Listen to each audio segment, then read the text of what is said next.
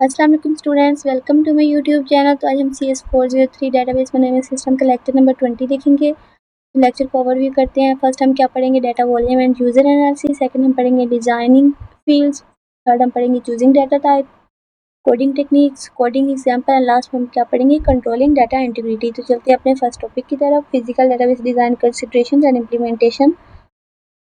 Before moving on to the physical database design, the design of the database should have undergone the following steps.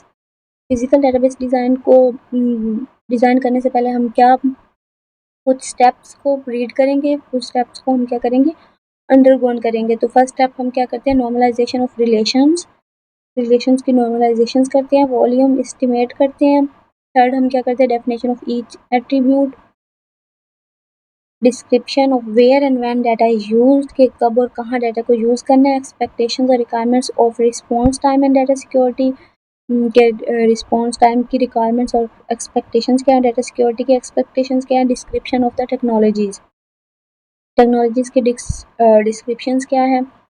ये वाले कुछ points है जो हम क्या करते हैं, अंडरगोन करते हैं किससे पहले, फिजिकल डेटाबेस को डिज़ाइन करने से पहले। अगर हमारे पास डिज़ाइनिंग फील्ड्स में हमारे पास क्या होते हैं, एट्रीब्यूट्स होते हैं। जैसे हमारे पास कोई एंटिटी टाइप होती है, उसके आगे उसके एट्रीब्यूट्स जो होते हैं उनको हम क्या कहते हैं, फील्ड्स भी कहते हैं। आगे इसके हमारे पास 4 मेजर ऑब्जेक्टिव्स हैं फॉर यूजिंग डाटा टाइप्स को यूज़ करते हुए हमारे पास कुछ मेजर ऑब्जेक्टिव्स हैं। When specifying attributes in a database are given as under. तो हमारे पास कौन से ऑब्जेक्टिव्स हैं कि हम क्या करेंगे, फर्स्ट हम मिनिमाइज करेंगे यूजेज ऑफ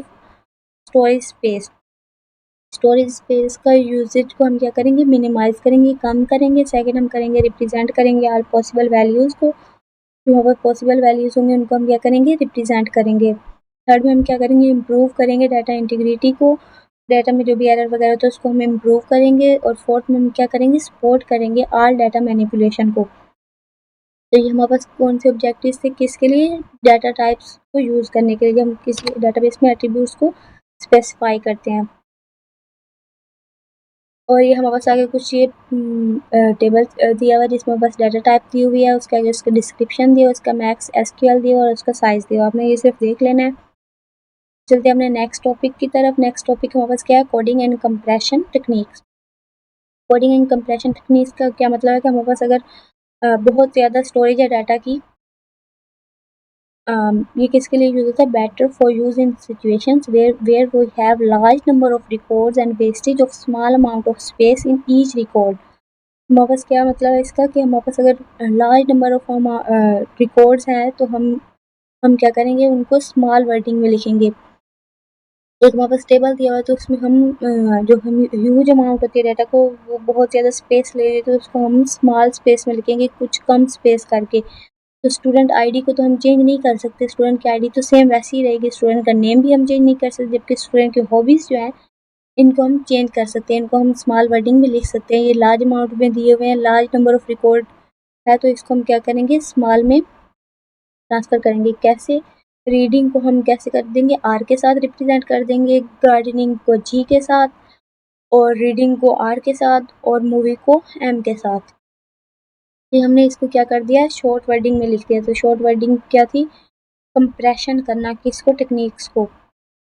इसकी एग्जांपल दिया आगे, हॉबी का टेबल हमने दिया कि कोड हमारे पास आर जी और एम है, और इसकी हॉबीज़ में क्या आएगा, रीडिंग, गार्डनिंग और मूवीज़।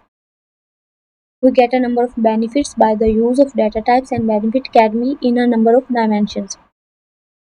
तो हम जो डाटा टाइप्स को यूज़ करते हैं इनके हमारे पास कुछ बेनिफिट्स होते हैं, और इनके बेनिफिट्स में कुछ पॉइंट्स दिए हुए हैं। इन पॉइंट्स को आपने रीड कर लेना। फर्स्ट पॉइंट क्या है, डिफ़ॉल्ट वैल्यू। तो हमारे पास अगर डाटा टाइप होगी तो उसके बेनिफिट क्या होंगे। अगर हमारे पास कोई डाटा टाइप दी हुई है तो हम उसकी डिफ़ॉल्ट वैल्यू खुद ब खुद उसकी वैल्यू राइट कर सकते हैं। अगर हमारे पास एक पर्सन है तो पर्सन का जो हमारे पास दिया हुआ एड्रेस, पर्सन का एड्रेस जो है उसने अगर अपना फिल नहीं किया और उसकी टाइप क्या हमारे पास दी हुई है, स्ट्रिंग टाइप, तो हम स्ट्रिंग टाइप में हम खुद से वैल्यू लिख सकते हैं, क्या उसका एड्रेस पाकिस्तान, तो उसकी डिफ़ॉल्ट वैल्यू खुद ब खुद राइट हो जाएगी।